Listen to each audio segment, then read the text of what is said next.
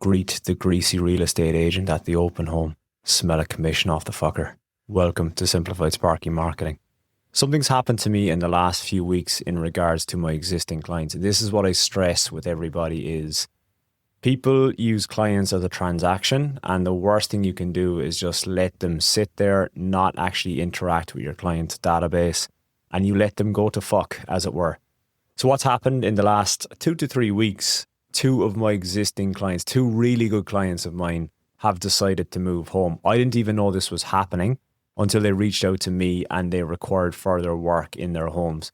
So if you don't acknowledge this, that it's happening to your client base, these are only the people that I know of, and it's happened throughout the years as well, where my clients have moved on. And ironically, I spoke about it on a podcast a few podcasts ago about the word of mouth traveling and the power of word of mouth from your existing client base, because I was only back there about 3 or 4 weeks ago in one of my existing clients' homes who sold up shop.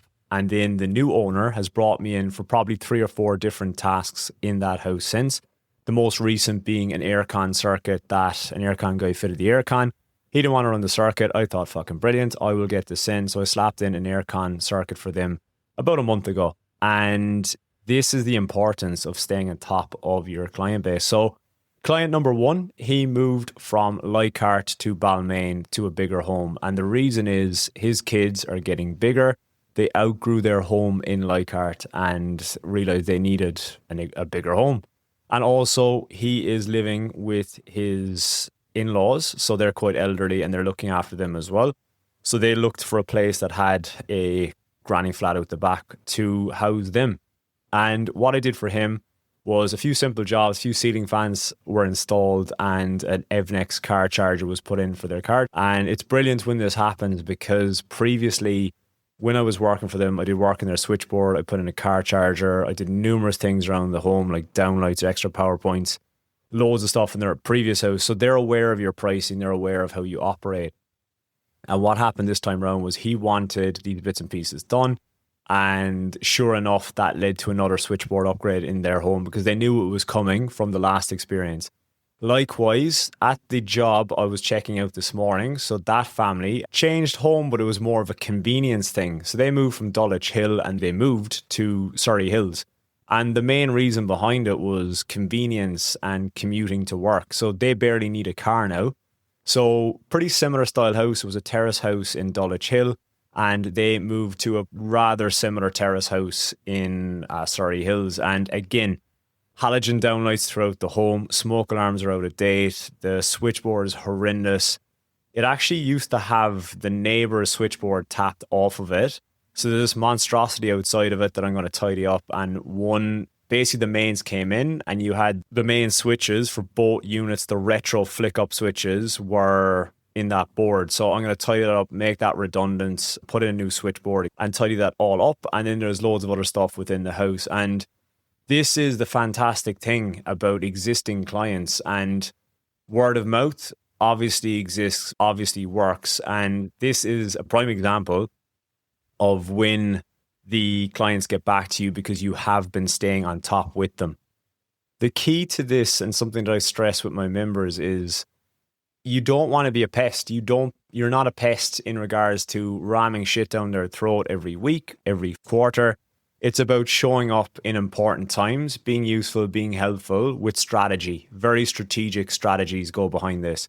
Because all it will take is a few stray emails or a few stray SMSs, and next thing you're a pest, or you're blocked, or you are heading to the spam. You have to be very strategic with this, but the reason they reached back out to me is obviously because they know, like, and trust me, but as well, let's say, for instance, they moved into the home, people get comfortable, people have spent a lot of money, and they just drop their bags, get their bearings, and then a month that we will contact the tradies to come into the house turns into 2 months, 3 months, 4 months. It's no coincidence that these emails were opened and looked at in a very similar time frame to when they got the keys of the house. And I would almost guarantee those clients went, fuck, let's just get this done now.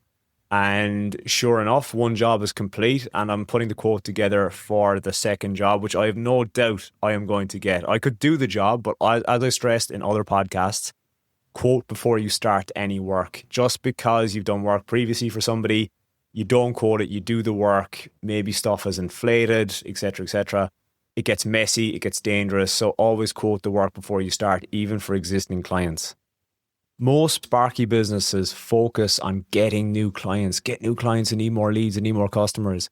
Your past customers already know, like, and trust you. They've paid you before, and it's the easiest money you'll make because they know your system. They know how you operate. They know what they're going to get. They're calling you back for a reason, but only if you stay in touch, because silence will kill that relationship you have with them in business. And if they forget about you, they're going to go down the same path as they did previously to find you. It might be referral. It might be something else. They might totally have forgotten about you, and they'll just take to Google, ask AI nowadays. They'll find another way to find another Sparky, local groups and all of that. It's very important that you do stay on top of your client base. And I see it so much, particularly with established businesses. You'd get complacent with established businesses. You kind of have systems in place and you think you're doing really well, but there's a massive leak in your bucket, and that's your existing client base. You're just getting very complacent that they'll come back to you. It's not going to be the case all the time. Some of them will come back to you without retention, but you've got to be careful with this. Take this as you will. I don't recommend this, but I do recommend this, if that makes sense. If you've nothing set up in your back end, like you don't have a correct email marketing system set up in your back end, you've felt guilty from what I've said in this podcast, and you know you've got A-grade clients. Let's say, for instance, you've got 10 A-grade clients. I will challenge you to shoot them an email with your Gmail or Outlook account or whatever, because you're not overly using it. Now, you cannot do this with a regular Gmail account. If you're going to ping out an email to 100, 200, 1,000 people, that will fuck up your email account. So that's you need to set this shit up properly. And I mean that if you do not set up your DNS and all this kind of stuff, it can have massive consequences, such as your deliverabilities of your accounts, your invoices, your quotes. They will start going to your client's spam if you don't treat this beast correctly. So what I would challenge you to do is reach out to even five your existing client base, send them a very simple paragraph, a sentence, 2 sentences, 3 sentences. Just check in with them, see how they are, and leave it at that, and send off that email. And when they respond and they offer you more work, or they said, shit, we forgot about you, we need to get back onto you, can you come and have a look at this job? When that job makes you hundreds of thousands of dollars, considering reaching out to me, because this is only scratching the surface, and there is links in the description below.